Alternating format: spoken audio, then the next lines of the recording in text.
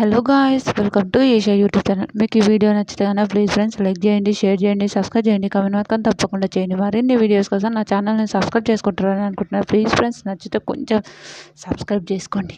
టక్కా టక్కా టక్కా టక్కా subscribe చేయండి. టక్కా టక్కా టక్కా టక్కా subscribe కొట్టండి please. ముందు సబ్స్క్రైబ్ కొట్టి నా ఛానల్ని చూసారని నేను అనుకుంటున్నాను.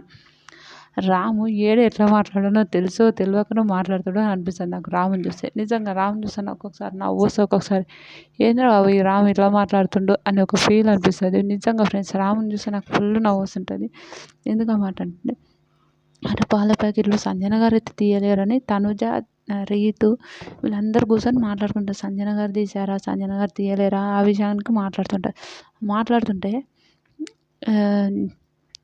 ఎవరు తీసింటారు? నాకైతే సంజన గారి మీద డౌట్. ఎందుకంటే సంజన గారు నవ్వుతున్నారు కాబట్టి సంజన గారి మీద డౌట్ అని మాట్లాడుతుంటారు. నాకైతే హైలైట్ అనిపించింది. నిజంగా సంజన గారి మీద డౌట్ అని అంటారు, కానీ సంజన గారు తీయలేదు. సుమన్ అన్న దివ్య కలిసి తీశారని అది అందరికి తెలిసింది. మనకు తెలుసు, వాళ్ళకి తెలియదు. వీకెండ్లో మనకు ఎపిసోడ్ వస్తుంది, అది చూడవచ్చు. వీకెండ్లో వేస్తాడు ఫన్గా, అది చూడవచ్చు. తర్వాత అందరూ అరే వెతుకుదామని అందరు వెతుకుతుంటే రామ్ మాట్లాడతాడు. 10 రూపాయలు పోయినాయని వెతికితే ఇంట్లో బంగారం దొరికిందంట అని అంటాడు. ఏదో ఒక శాసనం చెప్పినట్టు చెప్తాడు. చేసినప్పుడు అందరూ షాక్ అయిపోతారు, నవ్వు వస్తుంటుంది.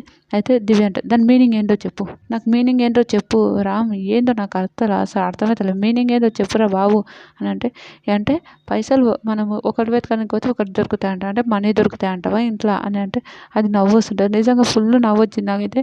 వీడు ఏం మాట్లాడతాడో, ఎప్పుడు ఏం మాట్లాడతాడో వీనికి అర్థం కాదు అనుకుంటూ పోతుంటారు.